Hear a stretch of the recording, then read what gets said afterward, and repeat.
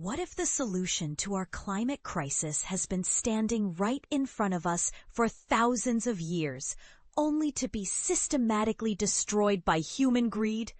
That's exactly what one determined Michigan farmer believes, and his controversial mission to resurrect the world's mightiest trees might just be humanity's last hope. Meet David Milarch, a man who's turned his 150-acre farm in Coatmish into something that sounds like science fiction. A tree cloning laboratory dedicated to bringing back the genetic giants of our planet's past. According to Reasons to be Cheerful, Milarch isn't just growing trees. He's attempting to restore the very DNA of Earth's most magnificent forests, one clone at a time. Here's the jaw-dropping reality that drives Milarch's obsession. 98% of the old-growth forest has been logged, he reveals. To put this in perspective, imagine if 98% of all the world's libraries were burned down, taking with them centuries of accumulated knowledge. That's essentially what we've done to our ancient forests. We have to save the remaining 2%. If you were down to the last 2% of your life savings or your gas tank, wouldn't you do everything you could to make it go further? But here's where it gets controversial. Milarch believes his cloning project could single-handedly reverse climate change. That's a bold claim that would make many scientists raise their eyebrows. Is one man's tree farm really capable of undoing decades of environmental damage? The science behind Milarch's mission, however, is surprisingly solid. Research examining large-diameter trees reveals a startling fact. The biggest 1% of trees are responsible for storing an incredible 50% of all carbon locked away in forest ecosystems. Think of these ancient giants as nature's own carbon vacuum cleaners, except they've been running continuously for centuries or even millennia. This is where Milarch's super trees concept becomes fascinating. These aren't just any trees. They're genetic clones of the most resilient, largest, and longest-living specimens in recorded history. The big old-timers have proven their genetic mettle. Milarch explains in Jim Robbins' book, The Man Who Planted Trees. They are survivors. And this is the part most people miss. Milarch has achieved what many scientists thought was impossible. The scientific community largely believed that redwood trees older than 80 years couldn't be successfully cloned.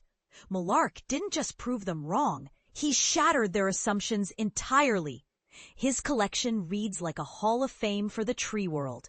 There's the genetic twin of the 240 feet tall Amos Alonzo Stagg Tree, one of the world's most towering sequoias. Then there's the clone of Waterfall, a legendary sequoia that boasted the largest ground perimeter ever recorded at 140 feet. After surviving for 3,000 years, Waterfall was tragically destroyed by fire in 2020, making Milarch's genetic clone not just significant, it's irreplaceable. Perhaps most remarkable is his work with the Fieldbrook stump in England, the remains of the largest coast redwood ever discovered.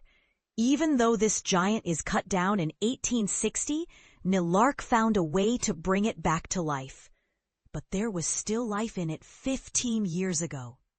So we cloned it, he explains matter-of-factly, as if resurrecting 160-year-old tree stumps is just another day at the office. So how does one actually clone a tree that's been dead for over a century? Milarch's process combines old-school gardening with cutting-edge science. He starts with trimmings from the original trees, sometimes from living giants, sometimes from ancient stumps still harboring life.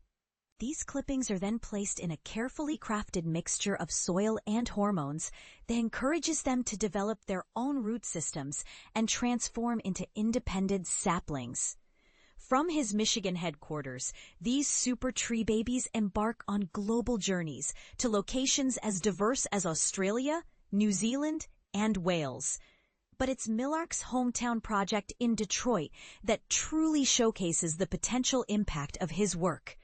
Picture this. In one of America's most environmentally challenged urban areas, 225 giant sequoias, all donated by Milarch, have been quietly growing for up to 10 years across 4 connected city lots.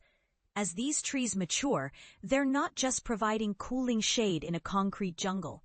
They're actively improving air quality in a neighborhood desperately in need of environmental relief.